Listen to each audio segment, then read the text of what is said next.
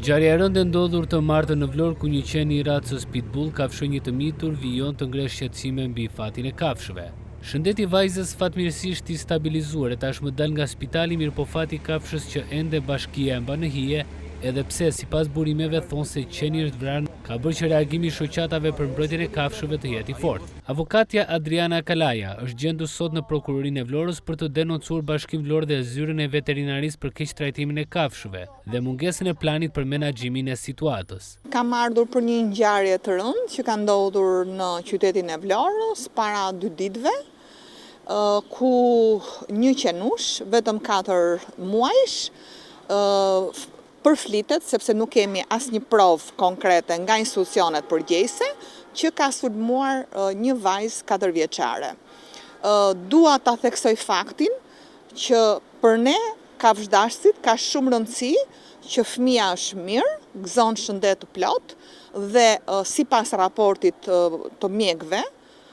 për cilën fakt kam informacioni që po përpiqet të manipulohet, si edhe propaganda gjatë gjithë këtyre ditëve, është që lëndimet janë sipërfaqësore dhe nuk ka asgjë serioze në trupin e fëmijës. Shikoni domethënë se çfarë propagande bëhet kundra një qenie të pambrojtur, sepse është shumë shpejt për të thënë ne se kush është fajtori i gjithë kësaj historie, dhe për këtë ligji ka përcaktuar organet ligjzbatuese se kush e provokoi ngjarjen, çfarë ka ndodhur dhe kush janë masat që kanë marrë institucionet përgjegjëse, të cilët paguhen për të parandaluar situata të tilla dhe për të mos shkuar në rastin ekstrem, që ne kemi informacion që është po i njëjti veteriner i cili ka ekzekutuar në mënyrë të palishme, pa protokoll, një qenush 4 mujorsh, që sipas provave që ne i disponojmë, ka qenë shumë misor, nuk ka kryer kur veprime agresive dhe mbi të gjitha po tentohet të manipulohet e gjithë ngjarja, jo thjesht për t'i dhënë rëndësi një ngjarje të tillë, por sipas informacioneve që kam, e gjithë ngjarja po manipulohet me qëllim për të justifikuar abuzimet që janë bërë me fondet e qenve endacak, fonde të cilat në fakt jepen për vaksinim dhe sterilizim, fonde që jepen në fakt që bashkia të ketë dhe një shelter ose një streh për qentë e rrugës, dhe qoftë ne si kafshëdashës, po edhe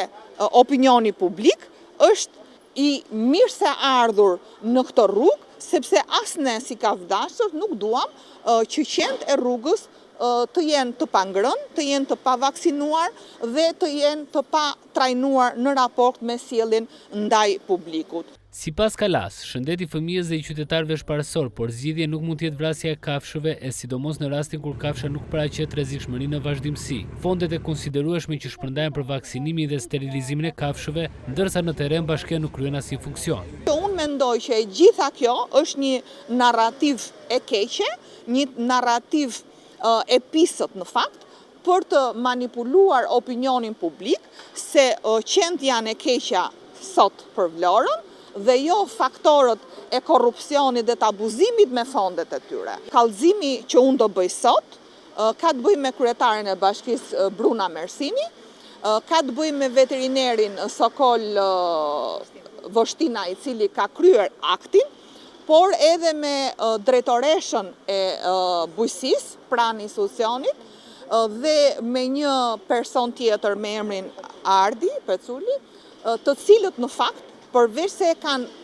pranuar që kanë kryer veprën penale, duhet na tregojnë dhe çfarë ka ndodhur me mijëra e mijëra qenë endacak, për cilët në fakt i paguajmë ne nga taksat tona. Pra, ky është problemi që unë kam me zbatimin e ligjit, dhe për ta theksuar dhe një herë, nuk vëm ne kafshëdashësit asnjë moment kafshët përpara njerëzve, por një shtet i përparuar thuhet se shikohet se çfarë qasje kanë ndaj kafshëve. Kalaja thot se ka dyshime për abuzime me fonde dhe detyrën ndaj kallëzimit në prokurori do ta ndjek me prioritet, për t'i dhënë zgjidhje qoftë sigurisë së jetës së njerëzve, por edhe jetën e kafshëve.